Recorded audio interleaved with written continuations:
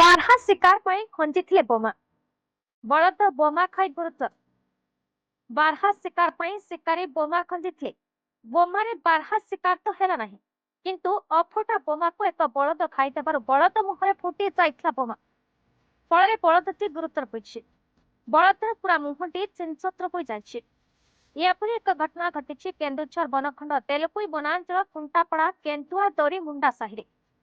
ଆଜି ସକାଳେ ଖୁଣ୍ଟାପଡ଼ା ଗ୍ରାମର ଗୌଡ଼ ରମେଶ ମହାକୁଡ ଗୋରୁ ପୋଲକୁ ନେଇ କେନ୍ଦୁଆ ଦରି ମୁଣ୍ଡା ସାହି ପାଖରେ ପଟାସରେ ଥିବା ଏକ ଧାନ ତୋଇଳା ପାଖରେ ଚରାଉଥିଲେ। ତେବେ ବାରହା ଶିକାର ପାଇଁ ଧାନ କ୍ଷେତ ପାଖରେ ଶିକାରୀମାନେ ଏକ ବୋମା ରଖିଥିଲେ, ଯାହାକୁ ଏକ ବଳଦ ଖାଇ ଦେଇଥିଲା। ଫଳରେ ବୋମାଟି ବଳଦର ମୁହଁରେ ଫାଟି ଯାଇଥିଲା।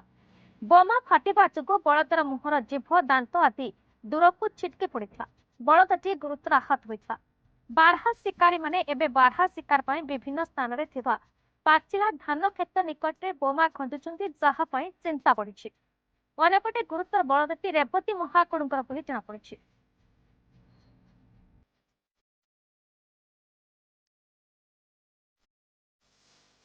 ତେଲକୁଇରୁ ଭଳେଶ୍ୱର ପାତ୍ରଙ୍କ ରିପୋର୍ଟ, ବିଇ ନ୍ୟୁଜ୍ ଓଡ଼ିଶା।